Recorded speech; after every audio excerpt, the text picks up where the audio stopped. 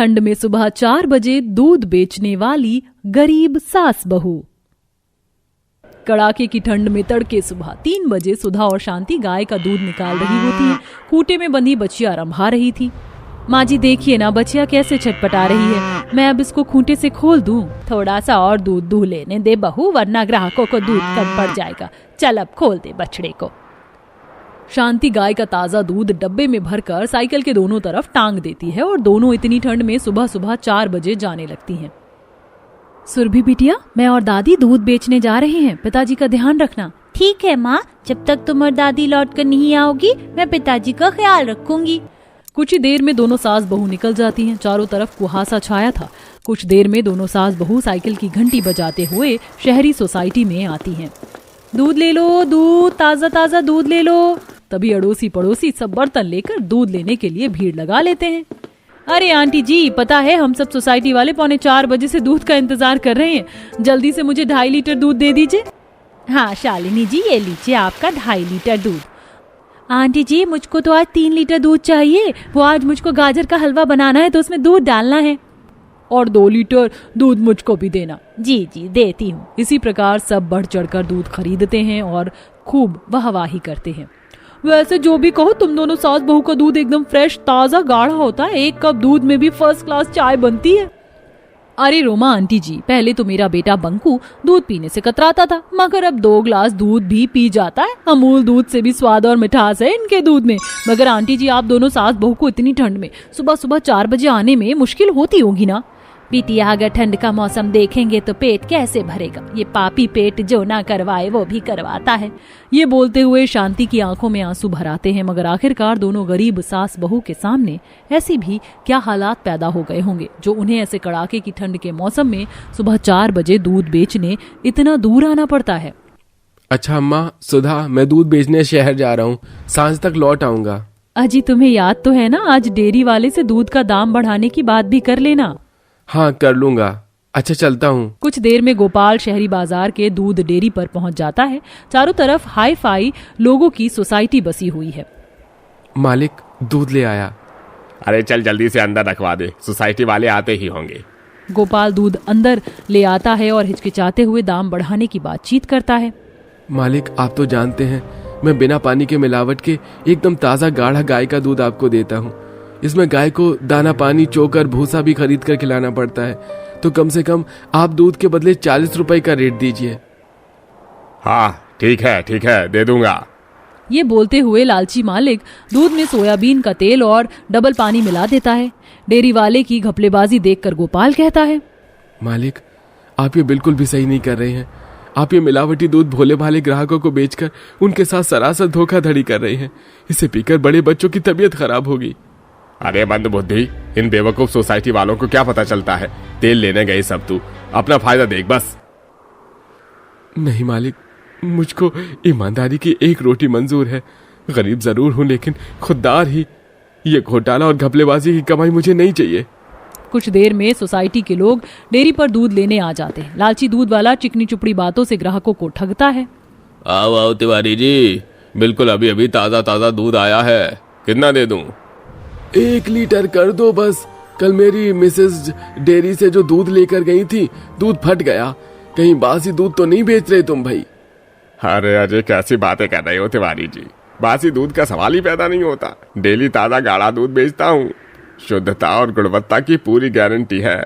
देखो दूध पर क्या पीली मलाई जमी है, खुद ही तय कर लो अब आप लोग। सोसाइटी के भोले ग्राहक दूध पर तरल सोयाबीन तेल को घी समझकर दूध खरीदने लगते हैं। तभी गोपाल बोलता है, कृपया करके आप सब लोग ये दूध मत खरीदिए। ये दूध बिल्कुल शुद्ध नहीं है। इस पर सोयाबीन तेल और पानी की मिलावट है। इसे पीकर आप सब लोग बीमार पड़ जाएंगे। गोपाल डेयरी वाले का कच्चा चिट्ठा खोल देता है, जिससे वो भड़क कर काम से उसे निकाल देता है। अरे नमक हराम कहीं का, तूने मुझे रोड पर ला दिया। अब तू देख बेटा, तेरी ईंट से ईंट बजा के रख दूंगा। गोपाल शाम ढलते हुए ठंड में वापस से अपने गांव आने लगता है। तभी रास्ते में लालची दूध वाले के गुंडे उसके पीछे पड़ जाते हैं और बहुत मारते हैं। अधमरी हालत में गोपाल घर पहुंचता है। दोनों सास बहू की आंख में आंसू आ जाते हैं। हे भगवान, ये क्या हुआ जी? आपको इतनी चोट कैसे आई? सुधा गोपाल को बिस्तर पर लेटा देती है। गोपाल सारी बात बताता है। गरीब के पेट पर लात मारकर उस दूध वाले का भला नहीं होगा। देखो कितना खून बहाया है मेरे बेटे का। गोपाल के जख्मी होने के बाद दोनों सास बहू के आगे पेट भरवाने की दुविधा खड़ी हो जाती है। इसी तरह लगभग 2-3 दिन गुजर जाते हैं। माँ, मुझे बहुत जोरों की भूख लगी है, कुछ खाने को दे दो, पेट भी दर्द हो रहा है। क्या दूं तुझको खाने को मेरी बच्ची, घर में अन्न का एक दाना भी नहीं है। भगवान भी कैसे दिन दिखा रहा है, 2 दिनों से चूल्हा भी नहीं जला है। बहू तू पेट से है और बेचारी बच्ची के पेट में एक निवाला नहीं गया है। रुक, मैं पड़ोसन से थोड़ा आटा मांग कर लाती हूँ। माँ जी, किसी के दरवाजे से कितने दिन तक मांग कर खाएंगे। भगवान की दया से हमारे पास 2 दुधारू गाय हैं, क्यों ना हम इसका दूध बेचें। दोनों सास बहू की बातचीत सुनकर गोपाल कहता है, माँ सुधा, मेरी मानो तो आप दोनों शहर में जाकर दूध बेचो। आपको पता तो है डेयरी वाला मिलावटी दूध बेचकर लोगों की सेहत के साथ खिलवाड़ कर रहा है। आप दोनों शहर में जाके दूध बेचिए। लेकिन जी शहर तो यहाँ से कितना दूर है, ऊपर से ठंड का मौसम है। तड़के सुबह 3-4 बजे निकलना पड़ेगा, तब पहुँच पाएंगे। बहू, कुछ पाने के लिए कुछ खोना तो पड़ता ही है। हाँ, थोड़ा मुश्किल है ठंड में 4 बजे उठने में, लेकिन घर का चूल्हा तो जल पाएगा। अगले ही दिन से दोनों सास बहू तड़के सुबह ठंड में उठ जाती हैं। माँ जी, ठंड के चलते कितना ज्यादा कुहासा छाया हुआ है, जल्दी निकलना पड़ेगा। बहू, तू जल्दी से गाय को चोकर भूसा खिला दे, मैं दूध निकालती हूँ, फिर 4 बजते ही निकल पड़ेंगे। कुछ ही देर में दोनों सास बहू दूध निकालकर ठंड में सुबह सुबह 4 बजे शहर की सोसाइटी में आ जाती हैं। तभी सोसाइटी के कुत्ते उन्हें देखकर भौंकने लगते हैं। माँ जी, ये कुत्ते कितने खतरनाक लग रहे हैं, कहीं काट ना ले। अरे बहू, चुपचाप से खड़ी रह, कुछ नहीं कहेंगे ये कुत्ते। तभी कुत्ते चले जाते। दोनों सास बहू साइकिल से दूध लेके आगे आती हैं और सुधा आवाज लगाती है, ताजा ताजा गाय का गाढ़ा दूध ले लो, आइए आइए, ताजा ताजा दूध केवल 50 रुपए लीटर में। तभी ठंड में सब लोग सोसाइटी से निकल कर आते हैं। अरे, आज से पहले तुम दोनों को सोसाइटी में देखा नहीं, कहाँ से आई हो? जयराम जी की आंटी जी, हम दोनों सास बहू गांव से दूध बेचने आई हैं।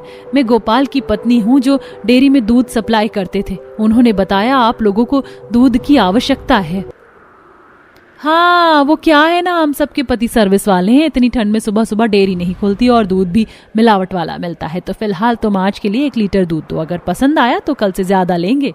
जी अच्छा, 1 लीटर मुझको भी देना, 1 लीटर दूध हमें भी दे देना। इसी तरह दोनों सास बहू का ठंड में पहले दिन आधा दूध बिकता है, मगर लगभग 1-2 दिन में ही वह ग्राहकों के दिल में विश्वास जगा लेती है और सुबह 4 बजे उठकर ठंड में दूध बेचने साइकिल पर लेके शहर आती है। धीरे धीरे शहर के एक सोसाइटी से दूसरे तक भी उनके दूध की चर्चा पहुंच जाती है और लोग बढ़ चढ़कर उनसे दूध खरीदते हैं, जिससे उन्हें अब मुनाफा होने लगता है। बंकू, चलो दूध फिनिश कर लिया? हाँ मम्मी, बहुत टेस्टी दूध था, बिल्कुल अमूल दूध की तरह गाढ़ा भी था। कल से तो मैं 2 ग्लास दूध पीऊंगा और जल्दी से स्ट्रॉन्ग बॉय बन जाऊंगा। वैसे मानना पड़ेगा, दोनों सास बहू के दूध में बात तो है, चाय भी लाजवाब बनती है।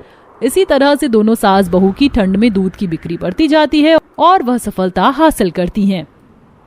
अच्छा जी, अब हम चलते हैं, दूसरे सोसाइटी में भी दूध देना है जयराम जी की। अंत में सुधा घंटी बजा बजा कर लोगों को आवाज देती है। ठंड में सोसाइटी वाले लोग दूध खरीदते हैं और इस तरह दोनों सास बहू अपना व्यापार जारी रखती हैं। भगवान, इस गरम गरम तवे से तो मेरा हाथ ही जल गया। अरे भाभी, हमें हमारे पनीर के पराठे कब तक मिलेंगे? जल्दी दीजिए ना। जी माँ जी, बस बन गई, लेकर ही आ रही हूँ, रुकिए थोड़ा। हे भगवान, मैं कहाँ फंस गई हूँ। इन लोगों को तो मेरे हाथों पर लगे ये जख्म, ये जले हुए हाथों का दर्द भी दिखाई नहीं देता। इस दर्द में भी मुझे इतने लोगों का खाना अकेले बनाना पड़ रहा है। आखिर क्यों इतनी जाती हो रही थी अकेले तीशा के ऊपर? क्यों उसकी सास को उसका जख्म नहीं दिख रहा था? इतना बड़ा परिवार होने के बाद भी कोई तीशा की मदद क्यों नहीं कर रहा था? आइए जानने के लिए चलते हैं कहानी में थोड़ा पीछे। देखिए गायत्री जी, हमें आपकी बेटी बहुत पसंद है, लेकिन जहाँ तक मैं देख रही हूँ आपका परिवार बहुत ही छोटा है, लेकिन जो मेरा परिवार है वो बहुत बड़ा है और सब साथ ही रहते हैं। तो आपकी बेटी को कोई दिक्कत तो नहीं होगी उस चीज से? नहीं नहीं, मेरी बेटी को कोई दिक्कत नहीं है, वो आपका परिवार बहुत अच्छे से संभाल लेगी।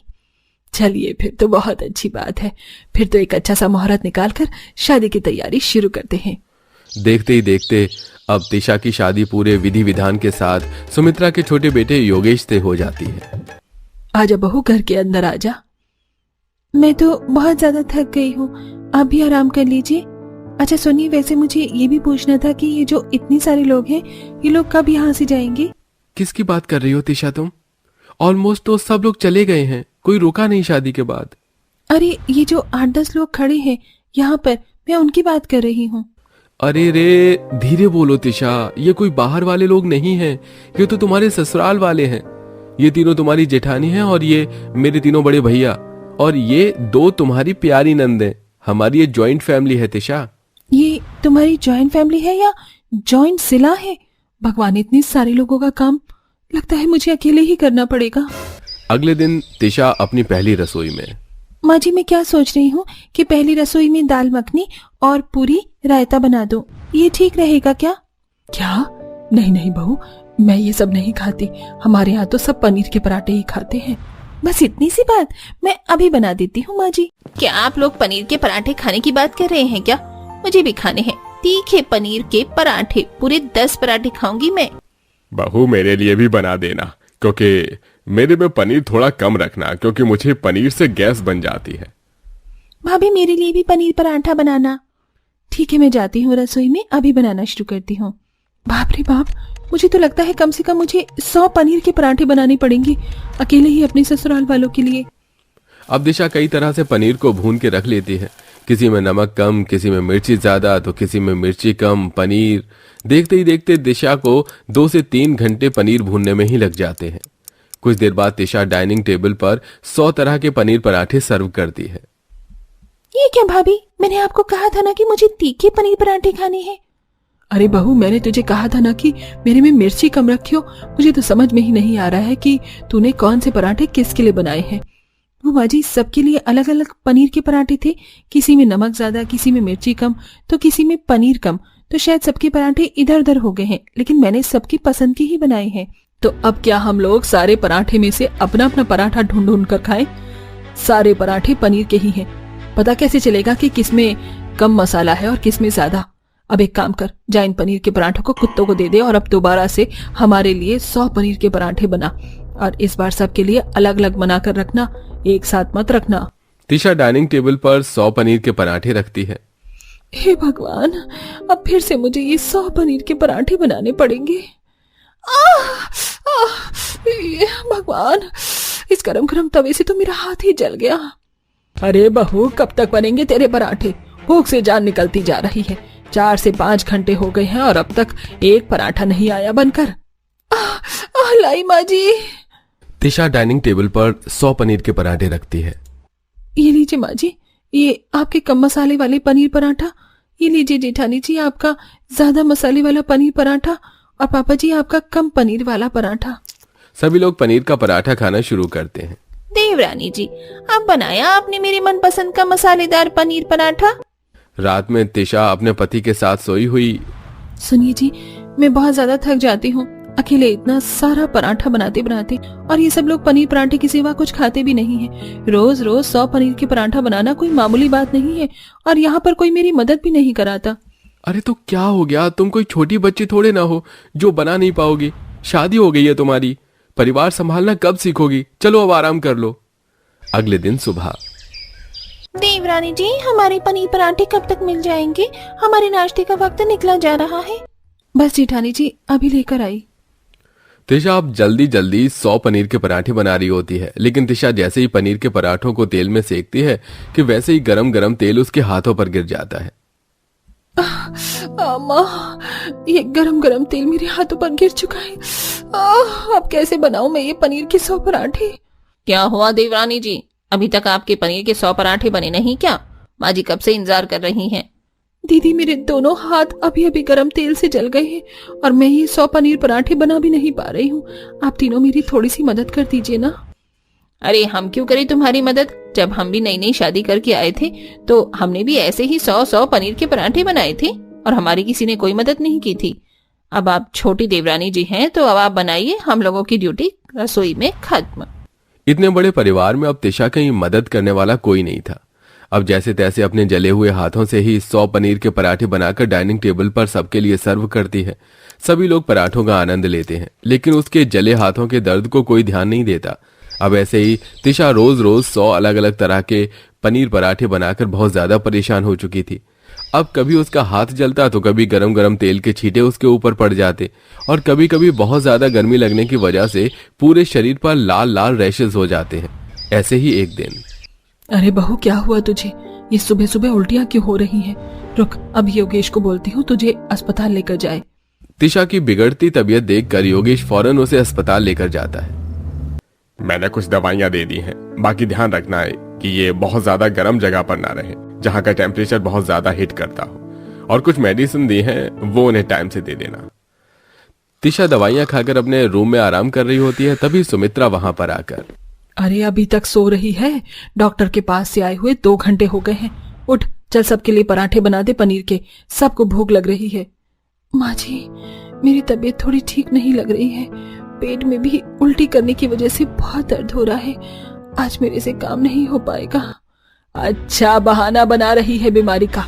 अरे हमने भी पूरा पूरा परिवार संभाला है, मैं कुछ नहीं सुनूंगी। जाकर सबके लिए 100 पनीर के पराठे बनाना शुरू कर दे, सबको भूख लग रही है। तिशा अब बीमारी हालत में उठकर रसोई में आकर सबके लिए पनीर के 100 पराठे बनाना शुरू कर देती है। सुबह तक तो सब ठीक रहता है, लेकिन रात में जैसे ही वो दोबारा पनीर के 100 पराठे बनाने जाती है कि उसकी तबीयत बहुत ज्यादा खराब हो जाती है और वो वहीं बेहोश होकर गिर जाती है। डॉक्टर, फौरन अभी के अभी मेरे घर आ जाइए, मेरी वाइफ की कंडीशन बहुत ज्यादा खराब है। ये सब कैसी लापरवाही है योगेश जी? मैंने आपको बहुत अच्छी तरीके से समझाया था कि कोई भी हाई टेम्परेचर और हिट वाली जगह से इनको दूर रखना है, लेकिन आप लोगों ने लगता है मेरी बातों को बिल्कुल भी इंपॉर्टेंस नहीं दी और इनको सिर्फ और सिर्फ हीट और हाई टेम्परेचर वाली जगह पर ही रखा है, जिस वजह से इनकी तबीयत बहुत ज्यादा खराब हो गई है। तिशा, ये सब कैसे हुआ? मैं तुम्हें ऑफिस समझा कर गया था ना कि तुम घर का कोई काम नहीं करोगी और प्रॉपर बेड रेस्ट करोगी। बेटा योगेश, मुझे माफ कर दे, ये सब मेरी गलती है। बाबू की तबीयत खराब होने के बाद भी मैंने ही उससे घर का काम कराया। वो तो मुझे बता ही रही थी कि उसकी तबीयत ठीक नहीं है। हमारी भी गलती है देवर जी। घर में 5-5 औरतें होने के बाद भी हम लोग सारा काम का लोड तिशा के ऊपर ही छोड़ चुके थे। तिशा के साथ हुए इस हादसे के बाद सुमित्रा, उसकी तीनों जेठानी को उनकी गलती का एहसास हो जाता है और वो दोबारा कभी तिशा के ऊपर काम का प्रेशर नहीं डालते और अब सभी लोग मिलजुल कर काम करना शुरू कर देते।